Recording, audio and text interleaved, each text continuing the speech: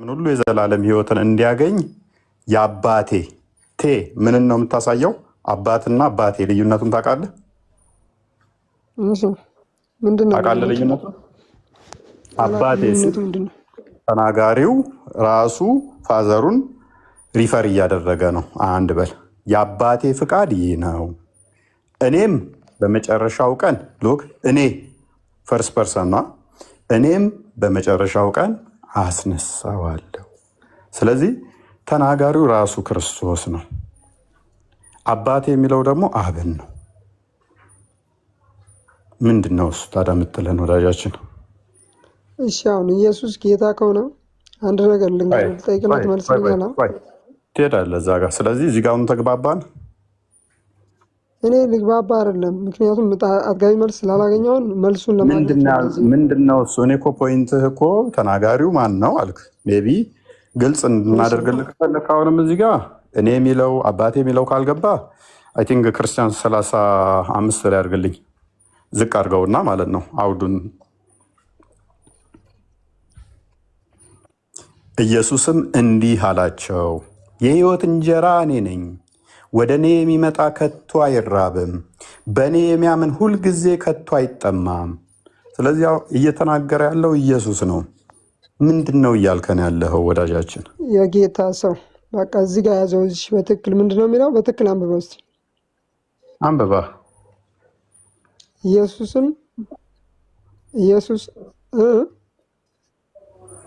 ኢየሱስም እንዲህ አላቸው፣ የሕይወት እንጀራ አላቸው ይላል። የሕይወት እንጀራ አላቸው ይላል። የሕይወት እንጀራ እኔ ነኝ አለ። ስለዚህ እንጀራ ነኝ ካለ በኋላ ወደ እኔ የሚመጣ ከቶ አይራብም ነው ያለው። ሳቲስፋይድ ቴንክ ዩ። የሕይወት እንጀራ ማን ነው ብለህ ነው የምታምነው አንተ? የሕይወት እንጀራ የሕይወት ምግብ ሕይወታችን እንዲቀጥል የሚያደርግ ማን ነው ብለህ ነው የምታምነው? ሕይወት የሚቀጥለው አላህ ነው፣ የሚቆርጠው አላህ ነው ሲጀመር ማለት ነው። ግን እንደኔ እምነት ማለት ነው። ቆይ እዚህ ጋር ደግሞ ማን እያለ ነው? ማነኝ እያለ ነው። የሕይወት እንጀራ ሕይወትን ማስቀጥለው የሕይወትህ ምግብ ማነኝ እያለ ነው። ማን ነው ይላል? ማን ነው ይላል? የሕይወት ምግብ የሕይወት እንጀራ ማን ነው ይላል ክፍሉ። አሁን እኮ እዚህ ጋር እያወራ ያለው ስለ ተራበ አካል ነው እንጂ ስለ ጌትነቱ የሚያመላክት ነገር እኮ አይደለም። አንድ ነገር የሕይወት እንጀራ ነኝ እያለ እንጂ አሁን ለምሳሌ እሺ፣ አንድ ሰው ስለዚህ ነው ቆይ ላታሮጭኝ፣ የትም ላታመልጥ። ሕይወቴን የሚያስቀጥለው የሕይወቴ ምግብ የሆነው አላህ ነው አልክ። አላህ ለምግብ ብቻ ነው ማለት ነው? ስለ ምግብህ ነው አላህ? ሕይወቴ ምግብ አላልኩም፣ ምን ይረዝቀኝ ነው ያልኩት። አላህ ነው ቅድም ብለህ ነበረ። ለምን ጭንቅላትን አትጠቀመውም ወንድማችን? የምታምንበት ነው ያልከኝ ወንድሜ፣ የምታምንበት ነው ያልከኝ። ጭንቅላትን አትጠቀመውም ወንድማችን? በዚህ አታምንም ወይስ ላይ በዚህ አላምንም በአላህ ነው ማምን ያልኩህ? አይ በቃ በጣም እየዋሸህ ነው። እየዋሸሁ እኮ አይደለም። አሁን እዚሁ እኮ ነው ያለሁት። አሁን እውነት እኔ አንድ ጥያቄ ጠየቁ፣ ለምንድን ነው መልስ በትክክል ባትመልስልኝ? አሁን ስለ ጌትነቱ የሚናገር ነገር አለ መጽሐፍ ቅዱስ ላይ በደንብ የሚናገር አለ። ግን ምን ያደርጋል መሰለህ? አንድ ጥያቄ ልጠይቅሽ፣ እሱን ትመልስልኛለህ? አንድ ጥያቄ ብቻ ልጠይቅም። አንድ ተውና 10 ትጠይቀኛለህ። አንድ ጥያቄ ልጠይቅህ ስትል ባልክበት ቅጽበት ላይ እየጠየከኝ ነው። አንድ ጥያቄውን ጠይቀሃል ማለት ነው፣ ጨርሰሃል። ጠይቅ ካልኩህ አለቀ ማለት ነው። ሳትጠይቅ ሳትጠይቅ ያልቃል። አንድ ጥያቄ ልጠይቅህ። ግልጽ ከሆነ ሃይማኖት ግልጽ ከሆነ ሳልጠይቅ እንዴት ያልቃል? ሲጀመር ያልቃል። ለምን ያልቃል መሰለህ? አንድ ጥያቄ ልጠይቅ ብለህ ፍቃድ ነው የጠየቀው። ያ ራሱ ለጥያቄው መልስ ይፈልጋልና ጥያቄ ነው እሱ ራሱ። ስለዚህ አንዱ ጥያቄ በጥያቄ ያለቀ ማለት ነው። ባይሆን እኔ 10 ጥያቄ እንፈቅድልሃለሁ አልኩህ፣ ግን ኦነስት አይደለህም አንተ። ቅድም ምን አልከው? ተናጋሪው ማን እንደሆነ አይታወቅም አልክ። ከዛ ተናጋሪውን ስናሳይህ ደግሞ ሸብለል አልክ። ኦነስት ካልሆንክ ደግሞ መዳረቅ ይሆናል። አሁን እሺ፣ ስለ ጌትነቱ እኔ ጌትነቱን የተሰጠው ነው ወይስ ራሱ ያገኘው ነው? ይህን ጥያቄ ብቻ መልስ ነኝ። የተሰጠ ነው ማለት ነው ማለት ነው። የተሰጠ ነው ማለት ነው። የተሰጠው ነው ጌትነቱ ራሱ ያገኘው ነው። ከላይ መልካም። የተሰጠ ማለት ነው ማለት ነው። የተሰጠ ማለት አሁን ለምሳሌ ለአንተ እዚህ ቤት አሁን አድሚን ብሰጥክ ወንበሩን አድሚን ማንሳት ትችላለህ አንተ ላይ ማለት ነው። ኢየሱስም እንደዛ ነው የሆነው። ማስረጃውን ማለት ነው። እስቲ ማስረጃውን ጥቀሳቸው። ለምን ጠቅሳለሁ? አወጣልሃለሁ እንጂ እኮ ንገረና አውጣልን። ለምን ትበሳጫለህ? አይሻልም? እንዳንተ እምነት ጌትነቱ ተሰጠ ነው ወይስ ከአውጣው መረጃው ራሱ ያገኘው ነው? ቆይ ነው ፈለኩ። የጌቶችን ፈጣሪ ስለሆነ ማተር አድርገኝም። ማቀጠል መረጃውን አምጣው። ግን በምታመጣው መረጃ እስልምና እንደምቀብርብህ በዛው አስበህበት ነው።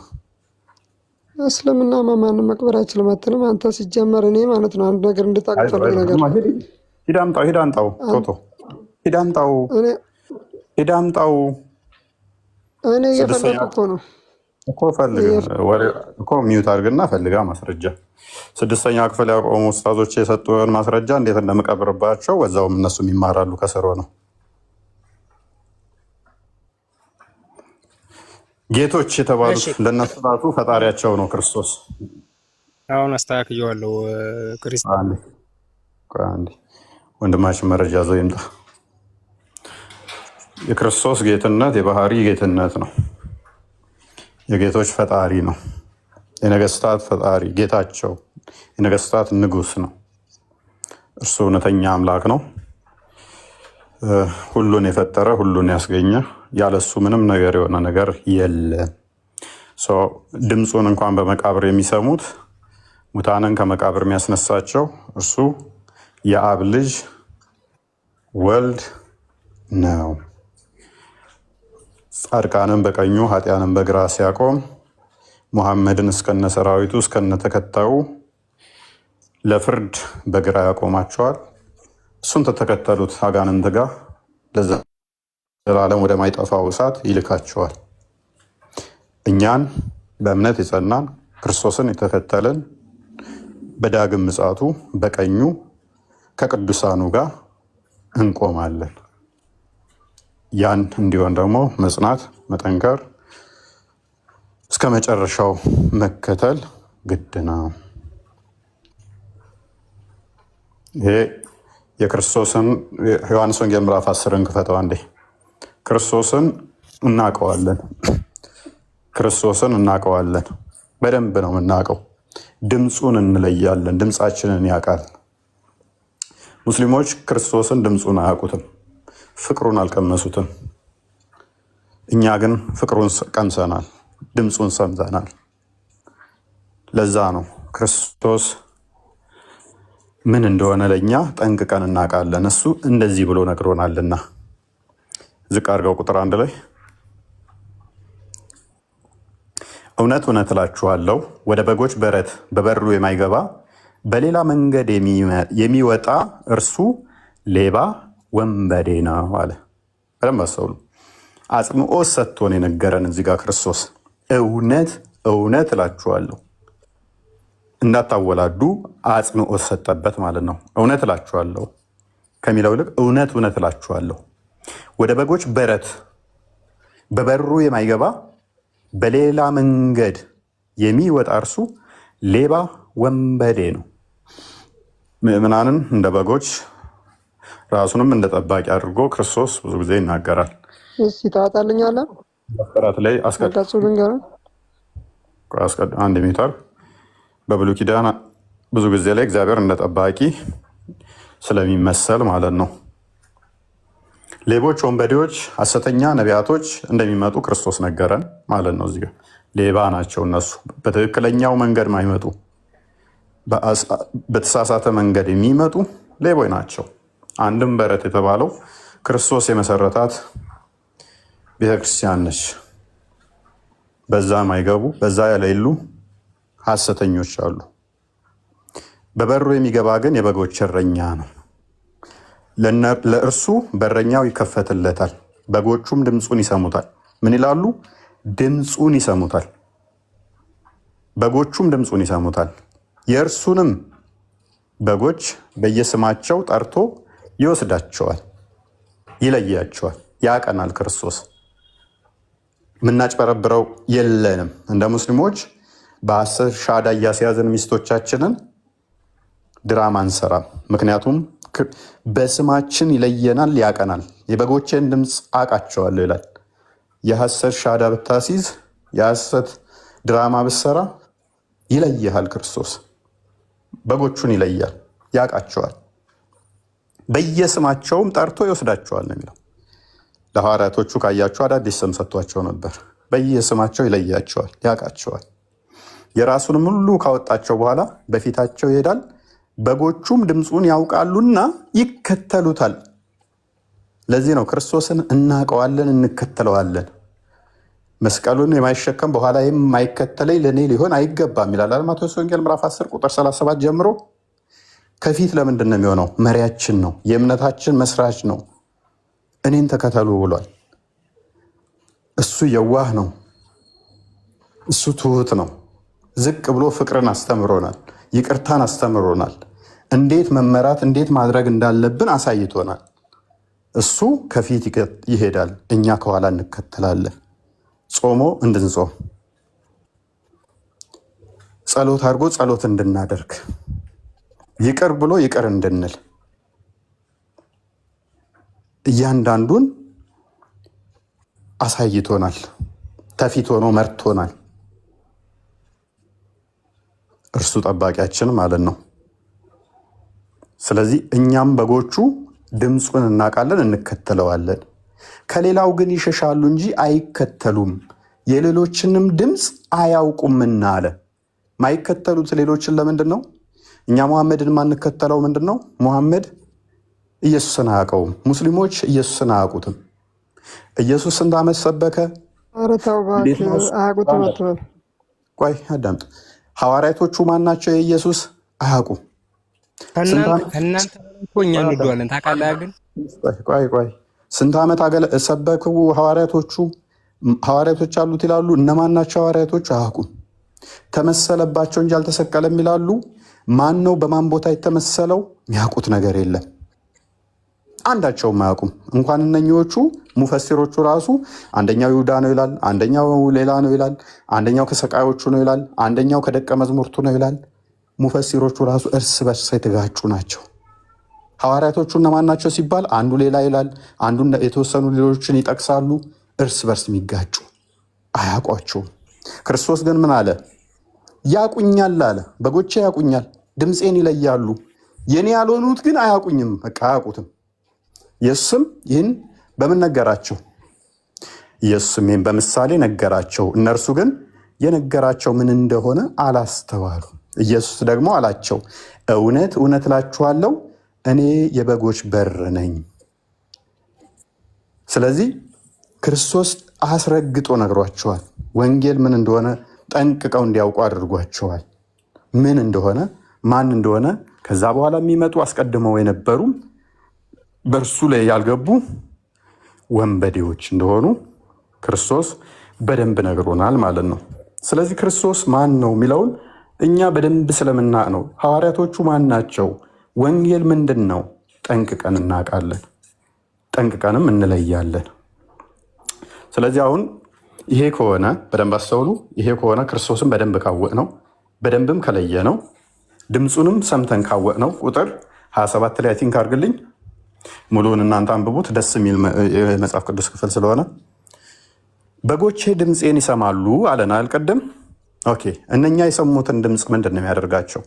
በጎቼ ድምፄን ይሰማሉ፣ እኔም አውቃቸዋለሁ፣ ይከተሉኝማል፣ እኔም የዘላለም ሕይወትን እሰጣቸዋለሁ። እነኚህ በጎቹ ድምፁን የሰሙ የተከተሉት ምን ይሰጣቸዋል? የዘላለም ሕይወትን እሰጣቸዋለሁ፣ ለዘላለም አይጠፉም፣ ከእጄም ማንም አይነጥቃቸው። እርሱ የአብ ልጅ ወልድ እኛን የዘላለም ሕይወት ይሰጠናል። እኛም ድምፁን ሰምተን እንከተለዋለን። ብዙዎች ግን አሁን እንደ ሙስሊሞች ሙሐመድን የተከተሉ ክርስቶስ ማን ነው ድምፁን ያውቃሉ? አያውቁም። ሐዋርያቶቹን ያውቃሉ? አያውቁም። አልተሰቀለም ተመሰለ ይሏችኋል። እንዴት ነው የተመሰለው? እንዴት ነው እሱ አላህ የወሰደው? እንዴት አድርጎ ነው? የሚያውቁት ነገር የለም። ስንት ዓመት ነው የሰበከው? የሚያውቁት ነገር የለም። ሐዋርያቶቹ ማን ማን ይባላሉ? የኢየሱስ አያውቁም። ኢየሱስ ለምንድን ነው እሱ በድንግልና የተወለደው እንደ እስልምና? የሚያውቁት ነገር የለም። እሺ ኢየሱስን እንደነሱ አስተምሮ ሴጣን ሁሉንም ሲቆነጥጥ እሱን ለምንድን ያልቆነጠጠው? የሚያውቁት ነገር የለም። ዝም ብሎ በጭፍን የሚያውቁት ነገር የለም አለ ሳይሆን ማለት ነው። ማስረጃ እያወጣ ተናገር ስትናገር ማለት ነው። አያውቁም ስትል ይኸው መጽሐፋቸው በዚህ ቦታ ላይ የለም ብላ በማስረጃ ተናገር። እኔም ማስረጃ ላሳይ ነው ዝም ብዬ የተቀመጥኩት። መረጃ እኮ አንጣ ተብለህ ነው እንድታመጣ ነው የጠበቅነው። ለምን አንተ ራስህ ስታወራ በመሐመድ ላይ ስትዋሽ በማስረጃ መሐመድ እንደዚህ ይላል ብለህ በማስረጃ በመጽሐፍ ላይ ዝም ብለህ አንድ መጽሐፍ ሼክ አያውቅም ያውቃል ሳይሆን ቆይ ሂምሌት ከማድረግህ ብትረጋጋ ይሻል ነበር። አሁን እንግዲህ ላሳፍርህ ነው። ተመለስ፣ በቃ ተመለስ። ሰትስፋይድ እና ተመለስ። ቆይ ሰትስፋይድ እና ተመለስ። እንግዲህ ባላሳፍርህ ደስ ይለኛል። እንደማታውቀው ልንገርህ እና ተመለስ። ምንም እኮ አታሳፍረኝም። በስነ ስርዓቱ አውራ ነው አውራ። እስኪ አንተ በስነ ስርዓቱ ሚውትም አታርግ። ሰውን ገባ በሚውት ነው እንዴት ተፈጠረ? መልካም እሺ። ክርስቶስ የዘላለም ሕይወት ይሰጣል ታምናለህ? ይሄንን ክርስቶስ የዘላለም ሕይወት አይሰጥም። እንዴት ብሎ ነው የሚሰጠው? እሺ አንብብ እስኪ እዚህ ጋር ይሄን ክፍል። ይኸውልህ እኛ በመጽሐፉ ማለት ነው መረጃ አምጥቻለሁ ላሳይ። ቆይ አንዴ ጀማል አንዴ ቆይ። ምዕራፉን አውጣልኝ መጽሐፍ ቅዱስ ላይ በራስ መጽሐፍ ላይ ማለት ነው። በራሴ መጽሐፍ ላይ እሺ። ጌትነቱ የተሰጠው እንደሆነ ማሳየክ በራስ መጽሐፍ ላይ ማለት ነው። ምን ላይ ነው ያለው? አንድ ጥቅስ ለመያዝ እንደዚህ ከተቸገርክ በኢየሱስ ጭንቅላት ምን ያህል ቢሆን ነው? በእናትህ አንተ እንደዚህ ባልክበት 13 ጊዜ ይሆናል። አንተ ጎንበስ ገዛና ባልክበት እኔ በትንሹ 20 ጥቅስ እሸመድድበታለሁ። አምክዲንግ ሶሪ ኮምፒውተር ነህ እንዴ እንዳትሉኝ፣ የምሬን ነው። ግን 20 ጥቅስ ባይሆንም አንድ 25 ጥቅስ እሸመድድበታለሁ። እኔስ ቀጥል። መናገሩ እኮ ትርጉም የለው። ዋና ከመረጃ ጋር አንድ ተናገርክ የሚባለው አንድ አንቀጽ ከመረጃ ጋር ስታወራ እንዳይጠፋብህ አሁንም ወይ ቀል ጠፋበት። አሁንም ስለነሱ ጠፋብህ አሁንም ኧረ ለምን ታወራለህ? አታወራ፣ ይጠፋብሃል። ለምን ሚውት እያደረጋችሁት ነው? ሚውት እያደረጋችሁት ነው መሆን ያለበት። ጀማል የሆነ እያየህ ሚውት ትላለህ። እሺ እፎይ ይኸውልህ አንተ ከተቻለ ቆይ ፖዝ እየሆነ እያየኸው እንዴት ነው እሱ ሚውት እያደረጋችሁት ነው የምትለው? ምን አይነት አጭበርባሪ ነህ አንተ ደግሞ። ኧረ ምንም የማጭበርበር ስለራስ መጽሐፍ እኮ ነው አውጣ አልኩህ ነው።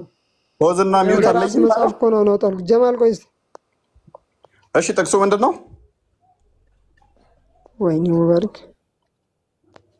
ወይኔ ሙባረክ ይላል። አሁንም ጠፋበት አውርዶ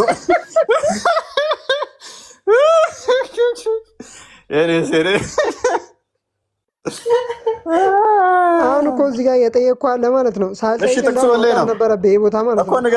አንቀጽ ሳልነግርህ ማውጣት ነበረብህ። ንገረን፣ ምን ላይ ነው? ሐዋርያት ምዕራፍ ቁጥር 2 አውጣልኝ። የስራ ሚለው ማለት ነው። ቶሎ በል ይሻላል። እዚህ መጽሐፍ ቅዱስ ይዘህ የለ ሐዋርያት። እሺ ቁጥር 2 ምዕራፍ 2 ማለት ነው። እሺ ምዕራፍ 2 ቁጥር ስንት? ምዕራፍ 2 ቁጥር ስንት? ቁጥር 33 ነው። መልካም እሺ፣ አንዴ ክፈትልህ ክርስቲያን። ታምንበታለህ እሱን ያመጣኸውን ጥቅስ ወዳጃችን? መጨረሻው ድረስ ማለት ጌትነቱ እንደተሰጠ እንደተወሰነበትም በራስ መጽሐፍ ላይ ማለት ነው። አምንበታለህ ያመጣኸውን ጥቅስ አምንበታለሁ ብለዋል። ቴንኪው። ምዕራፍ 2 ቁጥር 30 ነው ያልከኝ። 30 ስንት? ራስህ በጠቀስከው ጠዋት ሂድ። ቆይ ክርስቲያን 33 እናመሰግናለን። ቀጥል። እስልምና እንዴት እንደማፈርስ ላሳያለሁ። ክፈትልኝ። ኦራይት 33 አድርግልኝ አንዴ። እሱ በጠቀሰው ጥቅስ ላይ ቆሜ ላፍርስለት። ስለዚህ እግዚአብሔር ቀኝ ከፍ ከፍ ብሏልና መንፈስ ቅዱስን የተስፋ ቃል ከአብ ተቀብሎ ይህን ከእናንተ አሁን የምታዩትን የምትሰሙትን አፈሰሰው ይላል። በደንብ አስተውሉ። ችግር የለውም። እንደዛማ ከሆነ ከፍ ዝቅ እያልኩ አፈርስልሃለሁ። አንተ በምጠቅሳት ጥቅስ ላይ ብቻ እንዴት አዳምጥ፣ ተረጋጋ። ስለዚህም አለ በደንብ አስተውሉ፣ በእግዚአብሔር ቀኝ ከፍ ከፍ ብሎና የመንፈስ ቅዱስን የተስፋ ቃል ከአብ ተቀብሎ ይህን እናንተ አሁን የምታዩትንና የምትሰሙትን አፈሰሰው። ይሄንን ማን ነው ያፈሰሰው? ወንድማችን ማን ነው? አሁን አንብብልኝ እኮ ነው እያልኩ። ማን ነው? አንብበው እስከታች ጌትነቱ እንደተሰጠ ነው። ለዚህ ጋር ይናገራል እኮ። እሺ እንደዛ ከሆነ ፈሰሰ ሳይሆን አንብበው እስከታች መጀመሪያ አንብበውና አወራለሁ ነው። እሺ በቃ ሚውት አድርግ። ኦልራይት ሚውት አድርግ። ወደ ላይ አንብበው አላ እስከ 34 እስከ 35 አለ። ሚውት አድርግ እንዴ! የጠቀስከው ክፍል እኮ ነው። ሚውት አድርግና አዳምጣ አይሻልም? ጎበዝ። ይሄን ክፍል ሰዎች ሲጠቅሱ ሙስሊሞች ከጠቀሱ ማመስገን ብቻ ነው ያለባችሁ። ሙስሊም እንደመሆናቸው አላህ አይወልድም አይወለድም ብለው የሚያምኑ እንጂ አላህ ልጅ አለው ብለው እስከ ማያምኑ ድረስ ክፍሉ ምንድን ነው የሚለው? አብ። ስለዚህ ምን እያለ ነው ማለት ነው? የባህሪ ልጁ ነኝ እያለ ነው። ይሄንን ክርስቶስ ተናገረ፣ ይሄንን ክርስቶስ አስተማረ ካሉ እናመስግናለን። ማናቸውም እኛ ከሰበክነው ወንጌል የተለየ የተሰበከ እንደሆነ የሰማይ መልአክ እንኳን ቢሆን የተረገመ ይሁን ባለው መሰረት አብ ልጅ የለውም ብሎ የሰበከው መሐመድ በዚህ የእርግማን ክፍል ውስጥ ይሆናል። ምክንያቱም ለምን አታነበውም? አነበዋለሁ፣ ከጠቀስክበት ጨምሬ ነው የምቀብርልህ ብያለሁ። አንብበውና አዳምጥ እኮ እየተብራራ ነው የሚሄደው ክፍሉ። ምክንያቱም ከአብ ነው የተቀበለው። አባቱ ያለውን ነው በሊያልኩ እዚህ ጋር ማለት ነው። አዳምጥ። ስለዚህ አብ አባቱ እንደሆነ ክርስቶስ ተናግሯል ብሎናል ይሄ ወንድማችን። በዚህም መሰረት እስልምና የተረገመ አስተምሮ ይሆናል ማለት ነው። ምክንያቱም አላህ ልጅ አለው ማለት በጣም ጸያፍ ነው ብለው ስለሚያምኑ በእስልምናው። ክርስቶስ ደግሞ እርሱ ካስተማረው ውጪ መስበክ ገሃነም እንደሚከት፣ ቃሉን አለመጠበቅ የዘላለም ሕይወትን እንደሚያሳጣ ተናግሯልና አባቴ ብሏል። አባቱ የሚለውን አለመቀበል መንፈስ ጌታ ብሎ ይጠራዋል። ዳዊት የዳዊት ልጅ ከሆንኩ እኔ ዳዊት እኔን እንዴት ታዲያ ጌታ ብሎ ይጠረኛል? የማን ልጅ ነው? የማን ነኝ ሲላቸው የዳዊት ልጅ ነህ አሉት። ታዲያ ዳዊት የዳዊት ልጅ ከሆንኩ አዳምጥ፣ ተረጋጋ። ዳዊት ልጁ ከሆንኩኝ እንዴት ጌታ ብሎ ይጠራኛል በመንፈስ አላቸው። ዳዊትስ ጌታ ብሎ ከጠራው እንዴት ልጁ ይሆናል አላቸው። እኔ የዳዊት ልጅ ከሆንኩ ዳዊት እኔን እንዴት ጌታ ሊል ቻለ? ልጁስ እንዴት ጌታ ሊሆነው ቻለ? አንድም ቃል ስንኳ ይመልስለት ዘንድ የተቻለው የለም። ወንድማችን ሰተስፋይ ቅድም ስጠይቀው ምን አገባኝ እንዳለው ማለት ነው። ውረድ ዝም ብሎ እንዳለው ስጠይቀው ላለመመለስ፣ ፈሪሳውያንም እኔ የዳዊት ልጅ ከሆንኩ እንዴት ጌታው ልሆን ቻልኩ ብሎ ሲጠይቃቸው መመለስ አልቻሉም። ያው አንድም ቃል እንኳ ይመልስለት ዘንድ የተቻለው የለም፣ ልክ ሰተስፋይ እንዳደረገው። ከዚያም ቀን ጀምሮ ወደፊት ማንም ሊጠይቀው አልደፈረም። ሰተስፋይድም እንዳይደፈር አድርገን እንመተዋለን። ወደ ሐዋርያት ሥራ ምዕራፍ 2 ቁጥር 34 ተመለስ።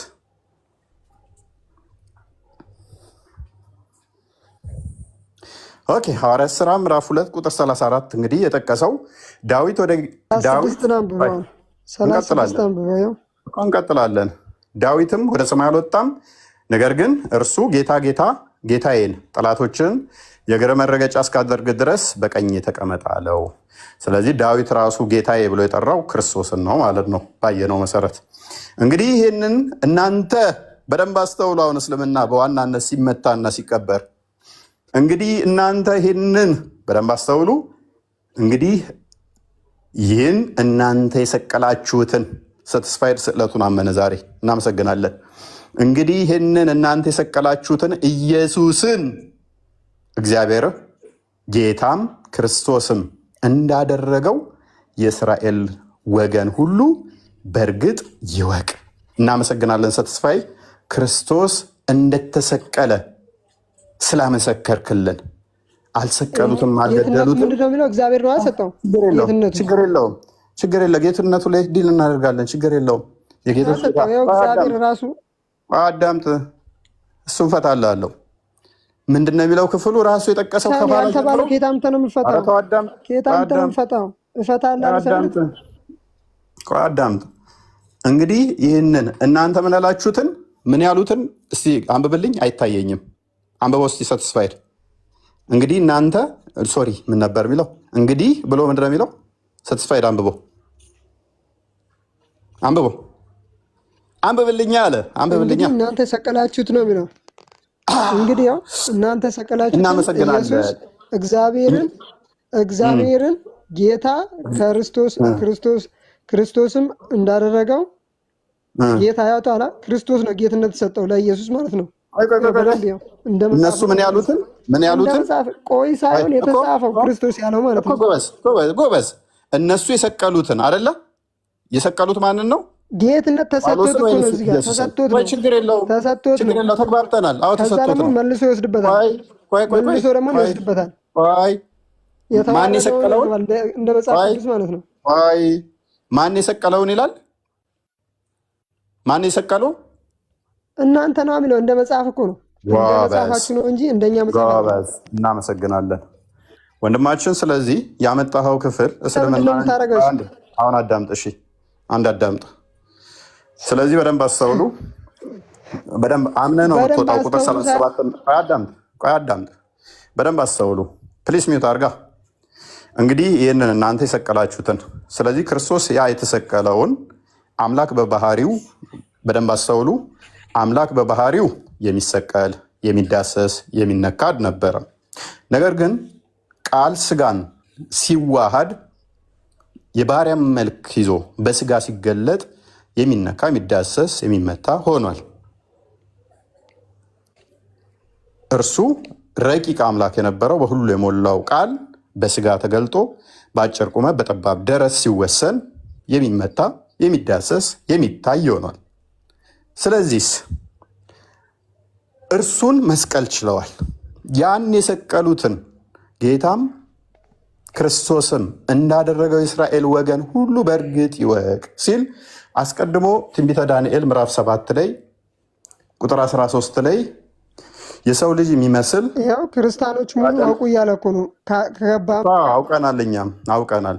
የተሰጠው እንደሆነ ሁሉም የእስራኤል ሕዝብ አዳምጥ። እሺ እንዴ አዳምጥ። መሰቀሉን ኮንፌስ ስላደረግ የአብ ልጅ መሆኑን ኮንፌስ ስላደረግ እናመሰግናለን። በደንብ አስተውሉ። አንተው ላይ እንደውም ሩቅ ሳልሄድብህ ትንቢትን መጥቀስ አይጠበቅብኝ። አንደኛው ዮሐንስ ወንጌል ምዕራፍ 1 ላይ ቁጥር 11 ጀምሮ ወደ ገዛ ወገኖቹ መጣ፣ ለተቀበሉት የእግዚአብሔር ልጆች የሆኑ ዘንድ ስልጣን ሰጣቸው ይላል። ወደ ገዛ ወገኖቹ መጥቷል። ቃል በስጋ ተገለጠ፣ ቃል ስጋ ሆነ፣ ጸጋና እውነትን ተሞልቶ በእኛ አደረ ይላል አይደለ? በደንብ አስተውሉ። ስጋ አስቀድሞ ቅድመ ተዋህዶ ጌታ አልነበረም፣ ፈራጅ አልነበረም። ነገር ግን ልክ ጊዜ ተዋህዶ ምን አገኘ? ጌታ ሆነ፣ ፈራጅ ሆነ። ልክ ሲዋሃድ ምንን ተቀበለ? ጌትነትን፣ ጌታ ሆነ ማለት ነው። ልክ ቃል ስጋ ሲሆን ጸጋና እውነትን ሲሞላ ስልጣን ተሰጠው እንጂ አዳምጥ። እሱም የሰው ልጅ ስለሆነ ነው የተሰጠው። ምክንያቱም በስጋ የተገለጠው እርሱ ቃል ስጋ ሲሆን ቃል ምን ሆነ? ስጋ ምን ሆነ? የቃልን ገንዘብ አደረገ። ቃል በባህሪው አስቀድሞ ምንድን ነውና? አምላክ ገዢ ነውና። ስጋ አስቀድሞ ከተዋህዶ በፊት ጌታ አልነበረም።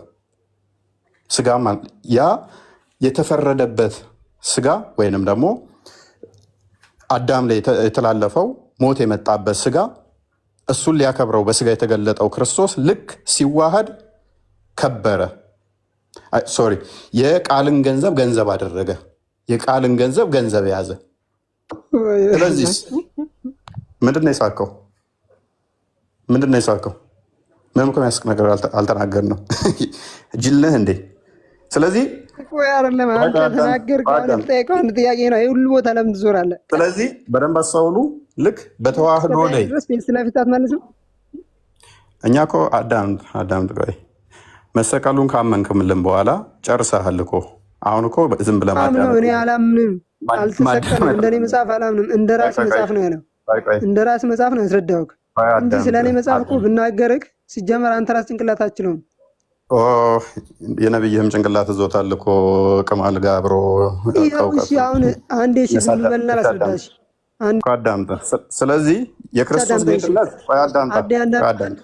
አዳምጥ። እሺ፣ ስለዚህ ስለ ስጋው የተነገረ ነው። ሰው ስለሆነ የተነገረ ነው። በስጋ መገለጡን ማለት ነው። ስጋ አስቀድሞ ቅድመ ተዋህዶ ጌታ ስላልነበር ማለት ነው። ቅድመ ተዋህዶ ጌታ ስላልነበረ ስጋው ለዛ የተነገረ ነው። ልክ ቃል ስጋ ሆነ ሲባል ልክ ጊዜ ተዋህዶ ምን ሆነ ማለት ነው። ያ የቃልን ገንዘብ ስጋ ገንዘብ ስላደረገ ስለተዋሃደ ጌታ ተብሎ ይነገርለታል። ይህም ሰው ስለሆነ ወይንም ደግሞ በስጋ ስለተገለጠ እንደሆነ ዮሐንስ ወንጌል ምዕራፍ 5 ቁጥር 27 ላይ ያንን ያስቀምጠዋል። በተመሳሳይ ማለት ነው ክርስቶስ የጌቶቹ ሁሉ ፈጣሪ እንደሆነ ግን አንደኛ ቆላሲያስ ምዕራፍ 1 ቁጥር 15 አንድ ክፈተው። ጌትነቱም ደግሞ እንደ ምድራዊ ጌትነት እንዳልሆነ ዮሐንስ ወንጌል ምዕራፍ 18 አንድ ትከፍትልናል። አንደኛ ቆላሲያስ ምዕራፍ 1 ቁጥር 15 እርሱ የማይታይ አምላክ ምሳሌ ነው።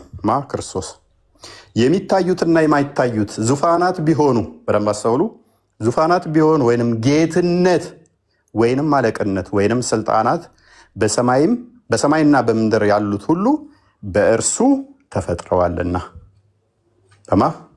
በቃል በክርስቶስ። ስለዚህ ሁሉ በማን የተፈጠሩት? በእርሱ ተፈጥረዋል። ስለዚህ ጌትነት እንኳን ምድራዊ ጌትነት በእርሱ የተፈጠሩ ናቸው። ዮሐንስ ወንጌል ምዕራፍ 18 ላይ አይ ቲንክ ቁጥር ስንት እንደሆነ ባላስታውስም አንዴ ቼክ አድርግልኝ። ጌትነቱ ምድራዊ አይደለም። ጌትነቱ ምድራዊ ካልሆነ ከዛ ምን ይሆናል ማለት ነው? እንደሆነ ልንገርህ፣ በምራስ መጽሐፍ እኔ ልንገርህ አይደለም ልንገርህ። የትኞቹ ሰራዊት መራ? በራስ መጽሐፍ ልንገርህ። የትኛውን ሀገር አስተዳደረ? ጌትነቱ እንደተወሰደበት ይኸው የተሰጠ ኢየሱስም መልሶ መንግስቴ ከዚህ አይደለችም፣ መንግስቴስ ከዚህ ዓለም ብትሆን ወደ አይሁድ እንዳልሰጥ ሎሌዎቼ ይዋጉልኝ ነበር። አሁን ግን መንግስቴ ከዚች አይደለችም። ስለዚህ እንደ ሌሎች ጌቶች እንደተባሉበት አይደለም። ምክንያቱም ሌሎች ጌቶች ሲባሉ ምድራዊ ጌትነት ነው። ንግስናቸው ምድራዊ ግብር ማስገበር፣ በዚህ ወጥተህ በዚህ ፈልጠህ በዚህ እንትን ብለህ የሚያስተዳድሩ ናቸው። የሹመቱ ጌትነት ምድራዊ ጌትነት ነው።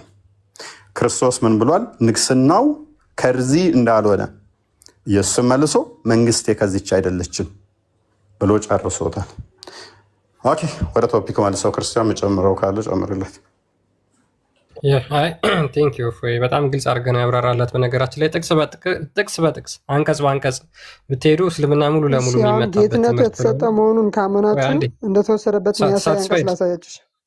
ሳቲስፋይድ ምንድን ነው? የምንተሰጠው ነው። ሳቲስፋይድ አትበልና እኮ ስለ ራሴ መጽሐፍ እኮ አላወራሁም። ስለአንተ መጽሐፍ ነው እያወራሁ። አንተ እኮ ለአላህ እኮ ብድር ታበድራለህ እኮ አንተ። አላህ ምንም የለውም ድሃ ነው። ብድር ታበድራላችሁ። ሳቲስፋይድ ይሄን አነበብከው? ያ ለአላህ መልካም ብድርን የሚያበድር ለእርሱ አላህ የሚያነባብርለት ሰው ማን ነው ይላል። አላህ ብድርን እንኳን ይፈልጋል፣ የለውም ጭራሽ። እሺ አይደለም የሚያነባብርለት ማለት ነው። እዚህ ጋር የሚያነባብርለት ማለት ነው። ብድርን ታበድራለህ ምን ማለት ነው? ካበደርከው ይሰጥሃል። እሱ ስለሌለው ነው የምትሰጠው አይደል? አበደርከው ይሰጥሃል አይደለም። ማነባበር ማለት ምን ማለት ነው? ምን ማለት ነው? መጀመሪያ እዚህ ጋር አላህ ብድርን እየጠየቀ ነው ወይስ አይደለም? ጠየቀም አልጠየቀም ማነባበር ማለት ምን ማለት ነው? ለምን ጠየቀም አልጠየቀም ትላለህ? ቆይ ብድርን ጠይቋል አልጠየቀም? ጠየቀ የጠየቀው ስለማነባበር ነው እያወራለሁ። ጠይቋል አልጠየቀም? ብድር አውቄያለሁ። ጠይቋል። ቆይ ጠይቋል አይደል? አልጠየቀም እያልኩ እኮ አይደለም። ያው የጠየቀው ስለማነባበር እና ታዲያ የምን መሰጣት ነው? ልሰጠው ነው። የት ነው የምትወስደው? አምጣ። መጀመሪያ ለአላህ ሂድና ብድር አበድር። እኔ ተበድሮኛል አልመለሰልኝም። አንድ ቶፊክ የሚባል ወንድማችን ለአላህ ነው ብሎ ብድር ወስዶ አልመለሰልኝም። አላህን ጠይቀው፣ የተበደረኝን አልመለሰም። እናንተ እኮ ሌላው ቢያንስ ማለት ነው እንደ ክርስቶስ ይበቃል። በቃ ነው የምትጠሩት ሲጀመር ማለት ነው። ለመማር ትችላለህ። ይብቃ። ኦኬ ማማ ያለሽ? እሺ አሉ ማማይና ቤላ ጸጥ አሉ። እሺ ያውጣልኛ ጌትነቱ እንደተሰጠው ካለች ምንድነው የምታለቅሰው? በእናትህ ደግሞ ምንድነው እሱ እኝኝ ያልክብን? አቦ ከስር ሆነ ታብታባርክ። እኔ እኮ እዛ 6ኛ ክፍል ሞልተዋቸው ይመጣሉ። ምን እንደመለስንለት እንኳን አላወቀም። እስልምናን ቀብረን የላክንልህ እኮ ወንድማችን። እስልምናን እንዴት እንዳፈረስ ነው ካላወቅ ሪካርዶቹን ደግመህ ዩቱብ ላይ ግባና አዳምጥ። ከአንተ አስተምሮ ጋር ይሄ አስተምሮ ይሄዳል ወይ ይረዳኛል ብለህ የጠቀስከው ጥቅስ በደንብ አልሄድኩበትም። እንደውም እንዴት እንዳፈረስ ነው ካልገባህ እንግዲህ ምንም ማድረግ አንችልም። የአይምሮ ታማሚ ስለሆናችሁ እናንተ የሰቀላችሁትን እያለው እዛ ጋር ስቅለትን አምኖ ይጠቅስልኛል። የአብ ልጅ ብሎ ይጠቅስልኛል። ጌትነቱ ምንድን ነው? ከምን አንጻር ነው የተነገረው? እየነገር ነው ይጠይቀኛል። ጌትነቴ ምድራዊ አይደለም ክርስቶስ፣ ስለዚህ ጌትነቱ ምድራዊ አይደለም እያለው ምድራዊ ነው ይለኛል። ኧረ ተው ድንቁርናችሁን በልክ አድርጉት። እና ይህንን ጭንቅላታችሁ እንደዚህ እኮ የምንታዘበው የምንጸየፈው። አይወንደር የእናንተን ጭንቅላት ስንት ጭንቅላት ይወጣዋል? የኔ 20 ጭንቅላትን መንዝረው ቢሉኝ ራሱ አልመነዝርም። የኔን ጭንቅላት በእናንተ 20 ጭንቅላት አልመነዝርም። እና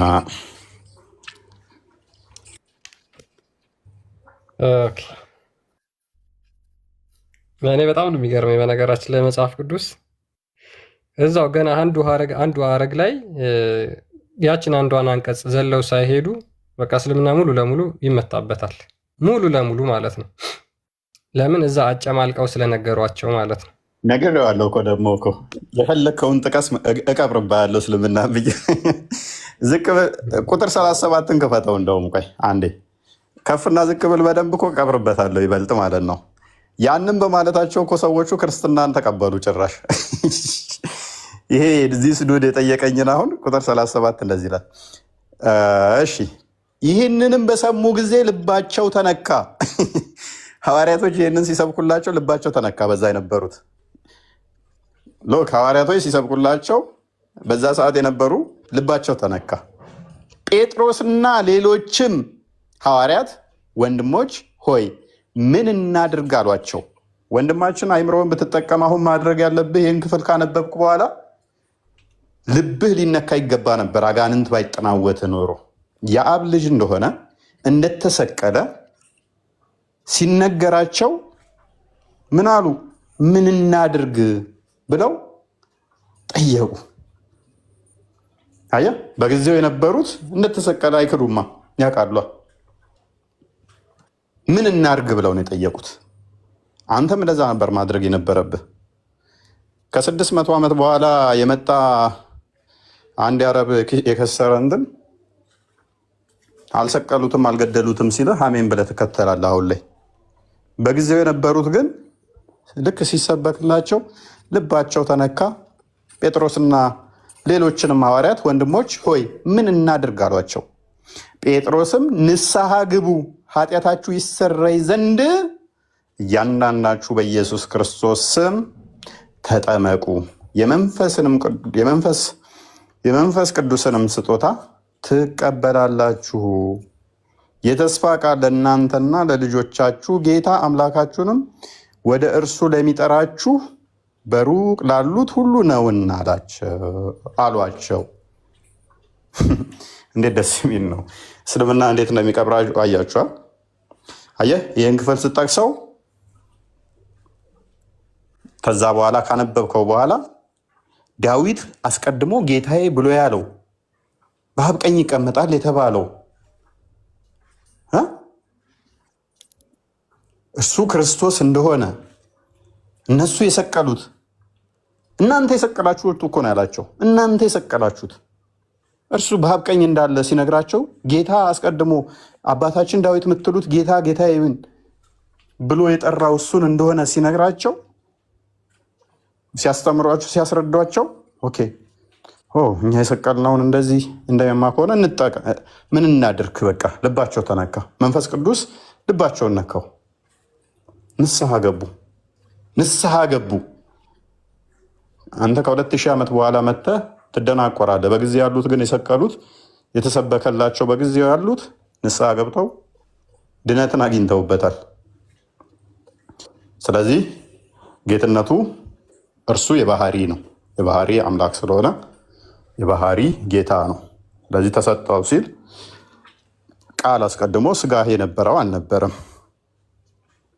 ቃል ልክ ስጋን ሲዋሃድ ስጋ የባህሪ ገዢ ሆኗል፣ ጌታ ሆኗል። ያንን ሪፈር ለማድረግ የተነገረ ነው። አስቀድሞ ስጋ ጌታ አልነበረምና ቅድመ ተዋህዶ ስጋ ገዢ ጌታ ተብሎ አይጠራለትምና፣ ስለዚህ ያንን ለማሳየት ነው። ቀጥል። ኦኬ ያ ቴንክ ዩ ፎይ። ሙስሊሞች እንግዲህ ሀሳብ ላይ ብታወሩ ጥሩ ነበረ፣ ነገር ግን በደንብ ተምህራችኋል። እናመሰግናለን። እፎይ ኮሜንት ላይ ከምትርመጠመጡ ግቡ። አንዳንድ ሙስሊሞች እያያችሁ ነው፣ እየተርመጠመጣችሁ ስለሆነ ውስጥ ላይ ገብታችሁ ማውራት ትችላላችሁ። ያ እንግዲህ ስለ ትንሣኤ ሙታን ስናወራ ትንሣኤ ሙታን በቤተክርስቲያናችን ውስጥ ካሉ ከ5ቱ አዕማደ ሚስጥራት ውስጥ አንዱ ነው። 5ኛውና አንዱ ምን ይላል? ሚስጥረ ትንሣኤ ሙታን ነው። በክርስቶስ ሆነው ያንቀላፉ ሁሉ በመጨረሻው ቀን እንደሚነሱ መጽሐፍ ቅዱስ ይናገራል። ስለዚህ ማናችንም በክርስቶስ ኢየሱስ ሆነን ብናንቀላፋ ለሕይወት ትንሣኤ ሆነን እንደምንነሳ መጽሐፍ ቅዱስ ይናገራል። የዮሐንስ ወንጌል ምዕራፍ 5 ቁጥር 25 ጀምሮ ይናገራል። ምን ይላል? ቁጥር 28 እና 29 በመቃብር ያሉት ሁሉ ድምፁን የሚሰሙበት ሰዓት ይመጣል። መልካም ያደረጉ ለሕይወት ትንሣኤ፣ ክፉም ያደረጉ ለፍርድ ትንሣኤ ይወጣሉ። በዚህም አታድንቁ ብሎ ክርስቶስ ይናገራል። ስለዚህ መልካም ያደረጉ ለሕይወት ትንሣኤ፣ ክፉ ያደረጉ ደግሞ ለፍርድ ትንሣኤ እንደሚወጡ መጽሐፍ ቅዱስ ይናገራል። ስለዚህ በመጨረሻው ቀን እኛ አምላካችን ክርስቶስ ያስነሳናል ብለን እናምናለን። ሙስሊሞች ደግሞ ክርስቶስን ክደዋል። የክርስቶስ ተቃዋሚዎች ሆነው ተነስተዋል። ሙሐመድ በ7ኛው መቶ ክፍለ ዘመን ይዞት በመጣው አስተምሮ መሰረት ክርስቶስን ፍጹም ተቃውሞ የመጣ ሃይማኖት ነው። የክርስቶስን መሰቀል የሚቃወም፣ የክርስቶስን ትንሣኤ የሚቃወም፣ የክርስቶስን አዳኝነት የሚቃወም፣ የክርስቶስን ሰው መሆን የሚቃወም፣ የክርስቶስን አምላክ መሆን የሚቃወም አጋንንታዊ ትምህርቶችን ይዞ የመጣ ነው። ነገር ግን ሙሐመድ ከመምጣቱ ከ600 ዓመታት በፊት መጽሐፍቶች ተጽፈው በአይን ያዩት፣ በእጃቸው የዳሰሱት፣ ከእሱ ጋር የኖሩ እነሱ ሁሉ ሐዋርያት ያንን ያዩትን፣ የተመለከቱትን፣ የሰሙትን አስተላልፈውልን ክርስቶስ እሱ እንደተሰቀለ እንደተነሳ፣ በኋላም ደግሞ ዳግመኛ ከቅዱሳን መላእክቱ ጋር ሕፃን ልጅ ይጠይቃል እኮ ምንድናቸው? 5ቱ አዕማደ ሚስጥራት ተናገር። ምንድናቸው? አንተ ኦርቶዶክስ ነኝ ብለህ ነው አይደል? ተምረህ ነው አይደል የወጣኸው? በደንብ ተረድተህ ነው የወጣኸው አይደለ? አንተ 5 ማይችም ቁርባን ጥምቀት ብዬ መናገር እና አይከብደኝ። ሌላ ጥያቄ ጠይቅባል። ቀጥል፣ ችግር የለውም ተናገር። እንደዚህ መዋረድ አይሰጥም። ሁለተኛ ጥያቄ እሺ፣ አታውቀውም። 7ቱ ሚስጥራተ ቤተክርስቲያን ምንድን ናቸው? ሌላ ጥያቄ ጠይቀኝ ብያለሁ እኮ ከነሱ ውጪ ሌላ ጥያቄ ምን ችግር አለው? መሐመድ ሌላ ከማለት ሚስጥረ ቀንዲልን እስቲ ያብራራለን። ምን ማለት ነው ሚስጥረ ቀንዲል? አላቅም። ሚስጥረ ሜሮን ማለትስ? አላቅም። እሱንም ቀላል ጥያቄ ወደዛ ጣሉት እያልከናን ነበር እንዴ? እንዴት ነው ማታውቀው? እኔ ማርያም ጌታ ነች ብዬ አላምንም። ምን ማለት ነው? እኔ ለአንተ ቤዛህ እንደሆንኩ አሳይሃለሁ። አሁን አይ ቲንክ ሳይ ሙስሊም 21:37 አይ ቲንክ ቼክ አድርግልኝ ክርስቲያን። ማርያም ቤዛ ነች ብዬ አላምንም ብለሃል። እኔ ለአንተ ቤዛህ ነኝ። ኤኒዌይስ አሁን ቤዛ ማለት ምን ማለት እንደሆነ መልስ። አላውቅም። ታዲያ ሳታውቅ እንዴት ነው እሱ ማርያም ቤዛ ነች ብዬ አላምንም ለዛ ነው ምትለኝ? ምን እያልከኝ ነው? ምን እያወራህ ነው? 2167 አይ ቲንክ ቼክ አድርግልኝ ክርስቲያን። እኔ ለአንተ ቤዛህ ነኝ። እኔ ቤዛህ እንደሆን ነው ሙስሊም የሆንከው። ማርያም ጌታ ነች፣ ማርያም ቤዛ ነች። ሚስጥረ ቀንዲል አላቅም፣ ሚስጥረ ሜሮን አታቅም። እኔ ባላቅ እንኳን ቲክቶክ ላይ ሪከርድ እንኳን ሰምቼ አልጽፌ አልነግርም። እንዳንተ እኮ ሰርች እያደረግህ እኮ እንደሆነ አውቃለሁኝ፣ ግን ስላልመጣልህ እንትና ማርያምን አልገባም ወደዛ። እኔ እዚህ ቲክቶክ ላይ እዚህ ቆሜ እያዳመጥኳችሁ። ኦኬ፣ ስለዚህ አሁን ቤዛህ ነኝ አይደል? አንተ አይደለክም። ምን ስለሆንኩ ነው ቤዛ የምትሆን? ኦኬ፣ አውሸው ይው አንዴ ክፈትልን ክርስቲያን። ኦኬ፣ እሺ። ኦርቶዶክስ ከነበረ የደብር ስግደቱን ጠይቁት። ስንት ነበር የደብር ላይ የምትሰግደው? የደብር ስግደት ስንት ነው? 40 ስግደት እግዚኦ ማርነ ክርስቶስ በእንተ ማርያም ማርነ ክርስቶስ ከሪያ ላይ ሰው ምናምን 40 ስግደት 40 ስግደት። አይ እንደዚህ ላለ the messenger of Allah said on the day of resurrection Allah will deliver to every Muslim a Jew or a Christian and say this is ransom.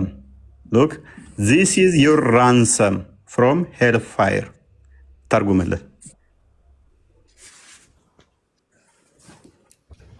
ተርጉምልን መሐመድ።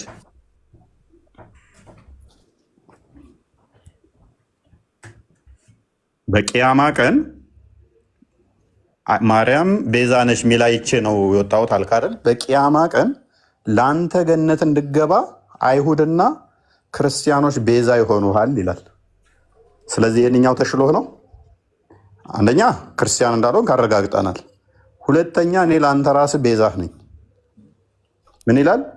on the day of resurrection look ራይድ አሰሊን 432 ወይንም ደግሞ ሳይ ሙስሊም 2167 ኤሊያ ያለ ሐዲሱ the messenger of Allah said ያላ መልእክተኛ እንደዚህ ያለ on the day of resurrection Allah will deliver to every Muslim a Jew or a Christian በቂያማ ቀን ወይንም በትንሣኤ ዕለት አለ ለእያንዳንዱ ሙስሊም አላህ አይሁድና ክርስቲያን ወይንም አይሁድ ወይንም ክርስቲያን ይሰጣቸዋል። ከዛም እነስተይ እንደዚህ ይላቸዋል this is your ransom from hellfire ይህ ከገሃነም እሳት መዳኛችሁ ወይንም ቤዛችሁ ነው ይላቸዋል። ራንሰማችሁ ቤዛችሁ ማን ነው ይላቸዋል? አይሁድና ክርስቲያን ነው። ስለዚህ አንተ ገነት እንድገባ ቤዛህ መሆንህ እኔ ነኝ ራሱ። ቤዛ ማለት ምንድን ነው ሲባል ደግሞ አያውቅም። ዝም ብሎ የቃረማት እንትን አለች። ባይዘ ልጅ ረጅም ጊዜ እንግዲህ እኛ ቤት ይገባል። ብዙ ጊዜ አይቼዋለሁኝ። አዲስ አይደለህም። ብዙ ጊዜ ላይ ከስርም አይሃለሁ። ዝም ብሎ ቲክቶክ ላይ የቃረማት አለች። ፕሮቴስታንቶቹ ጋር ሲወያዩ ቤዛ ምትልን ቃል ሰምቷል። ማርያም ቤዛ ምንሽ ሚል ይችላል። ኤኒዌይስ እኔ ጨርሻለሁ። ለማንኛውም አንተ ገነት እንድገባ አይሁድና ክርስቲያኖች ቤዛ እንሆነሃለን። ገና ብዙ አትደናነቅ። ቤዛ ትርጉም እንኳን መጥቼ አላውቅም። ያው ከስንት ቆይታ በኋላ ነው ዛሬ መጥቼ አላውቅም። እዚህ ቤት የሆነ ሰዓት ትመጣ ነበር። እዚህ ሲጀመር አይ አላየኝም፣ አልመጣሁም። አዲስ ነው? አዎ አዲስ ነኝ። በዚህ ነው የተዋረድከው። በየቀኑ እኛ ቤት መጥተው እንዳንተ ሊፎግሩን ይሞክሩና ሂምሌት ተደርገው ተዋርደው ራቁታቸውን ምንድን ነው የሚያዋረዳቸው? አሁን እንደተዋረድከው አንተ ማለት ነው። እችን ክፍል ተርጉማት እስኪ ያውኗል። እኔ ይህን አላየውም ነበረማ፣ አላየሁትም። ኦኬ፣ አሁን ስታያት ተስማማቻል፣ ተመቸች። ቤዛ ሚል አስከፍቶ ከክርስትና ወጣዋልክ። ቤዛ እስልምና ውስጥ እኔ እንደሆንኩ ስታውቀው ምን ተሰማ? ደስ አላለህም? ኧረ አንተ አይደለህም። ያው አንብበዋ። አነበብኩ እኮ በቃ። አሁን ድጋሚ ሌላ ካለት ነበር። እንግዲህ እኔ ክርስቲያን ስለሆንኩኝ ለአንተ ቤዛ በሆን ይከፋል ነው ወይንስ ከስር ማማዬና ቤላን ነው የምመርጠው ቤዛ እንዲሆኑ? ኃጢአትህን እነሱ ተሸክመው አንተ ገነት እንድገባ ወይንም እነሱ ቤዛዎች እነሱ ይሆኑ? እሱ እኮ ያንተ አፈታት ነዋ። አንተ ራስህ ፍታው አንብብና ያንተ አትራቃቀም ነው እንጂ ያንተ ነቃል ተርጉማ አንተ ራስህ። እኔ ስለ እስልምና ብዙ ማውቀው ነገር የለም ለባት አንብብ አይዞህ አንብብ። ክርስትናም እኮ ምንም አላውቅም አልክ እኮ። ጠይቄ 3 ጥያቄ ጠየቅኩ አታውቀውም። 4ኛ ጥያቄ ላይ መጣሁብህ። ቀጥል አንብብ። አየህ እኔም ብታውቀኝ ኖሮ አልኩ። የህፃናት ጥያቄ ነው። የህፃናቷን ጥያቄ እኔም የጠየቅኩ ምንም ስለማታውቅ፣ ምክንያቱም ለህፃናት ወተት ነው የሚገባቸው እንጂ አጥንት አይደለም ብሏል ሐዋርያው ቅዱስ ጳውሎስ። ሰለሞንም ለሰነፍ ስንፍናው መልስለት ብሏል። ስለዚህ ለሰነፎችና ለህፃናት እንደ ህፃን ነው የምናደርገው። አንተ ገና ሰነፍ ስላልኩ ደግሞ አልተቀበልም ያንተን ጥያቄ። አንብበው እስኪ ጎበዙ። ማንበብማ እንደማችል እኮ ማለት እስኪ አነባበብ እስኪ እንዳንተ ማህየም መሆን ይቻላል? አነባበብ እንየው እስኪ። ማንበብ ትችላለህ ወይ? አልችልም፣ ማንበብ አልችልም። አየሁ እኮ ስታነብ እኮ እንዴት እንደምሰባብረው አየሁኝ እኮ አማርኛውን። ለዛም እኮ አመከታ እንዲያ እንደዛ ነው። አሁን ለማንኛውም ክርስቲያን ቀጥል። የዚህን ያህል እንትን ካለ ጥሩ ትምህርት ኮርስ ወስዷል፣ ጥሩ ክትባት ወስዷል። እኔስ ቀጥል። ጃላ መልእክተኛ እንዲህ ብለዋል።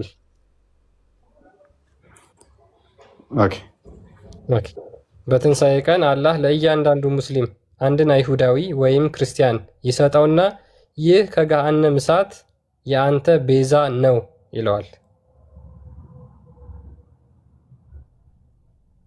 ሙሐመድ እንግዲህ ክርስቲያኖችና አይሁዶች የአንተ ቤዛዎች ናቸው። ኃጢአታቸው ደግሞ እንደ ተራራ የከበደ ነው። እናመሰግናለን።